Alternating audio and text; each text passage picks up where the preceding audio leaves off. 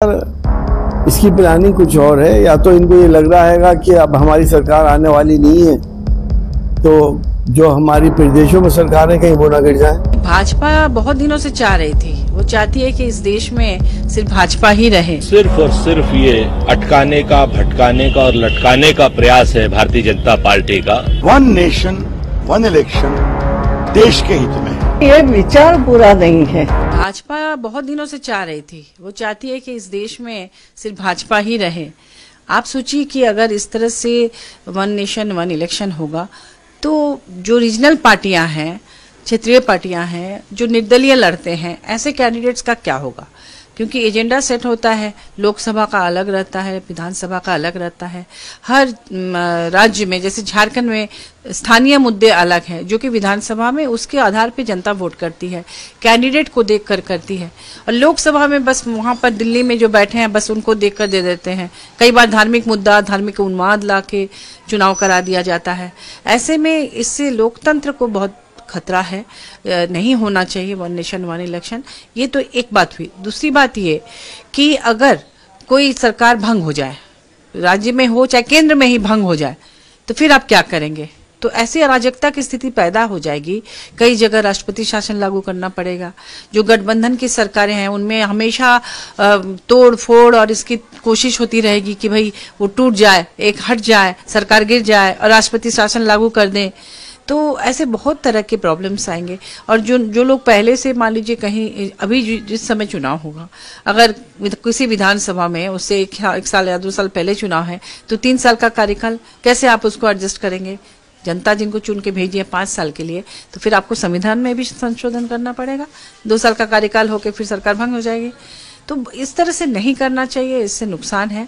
और दूसरी बात कि अभी तो कैबिनेट से पारित कराया है, लेकिन मुझे नहीं लगता कि शीतकालीन सत्र में जब वो प्रयास करेंगे राज्यसभा लोकसभा से करने का, ये संभव नहीं होगा। ऐतिहासिक निर्णय किया है, माननीय पूर्व राष्ट्रपति की अनुशंसा पर जो रिपोर्ट आई थी उसको एक्सेप्ट किया है। वन नेशन वन इलेक्शन देश के हित में है, वोटर्स के हित में है। खर्चा कम होगा, वोटर्स को सहूलियत होगी। अब आप देखिए, अभी चुनाव हो रहा है कश्मीर में और हरियाणा में। 2 महीने में चुनाव होगा महाराष्ट्र में, झारखंड में। फरवरी में दिल्ली का चुनाव है, फिर आगे बिहार का चुनाव है, फिर बाकी चुनाव होगा, फिर यूपी का चुनाव होगा। इससे काम सफर करता है, खर्चा बहुत बचता है। 5 साल बिता दिया, काम करिए देश के लिए। तो काफी चर्चा करने के बाद निर्णय हुआ है। मैं उम्मीद करता हूं बाकी पार्टियां भी इसका समर्थन करेंगी और ये 2029 से लागू करने का प्रस्ताव है। लेकिन सर, अपोजिशन इसका अपोज कर रही है, कह रही है कि एक राष्ट्रीय अध्यक्षों की बैठक तो कम से कम बुलाते हैं। अब वो तो आगे होगा ना, वो तो हर काम का अपोज करते हैं। जब एक बार तय हुआ है, संसद में आएगा, बिल के रूप में आएगा, चर्चा होगी। और प्रधानमंत्री ने कितनी बार रिक्वेस्ट किया है, देश हित के मामले में इस पर उनको विचार करना चाहिए। सिर्फ और सिर्फ ये अटकाने का, भटकाने का और लटकाने का प्रयास है भारतीय जनता पार्टी का। वन नेशन वन इलेक्शन किसी भी सूरत में अभी व्यवहारिक नहीं है, और जो भी इन्होंने रिपोर्ट्स दी हैं वो बिल्कुल व्यवहारिकता से परे हैं। कांग्रेस पार्टी इन सारी रिपोर्ट्स को खारिज करती है और ये मानती है कि ये सिर्फ भारतीय जनता पार्टी का भटकाने का शिगुफा है। ये बहुत सालों से विचार चल रहा है कि होना चाहिए।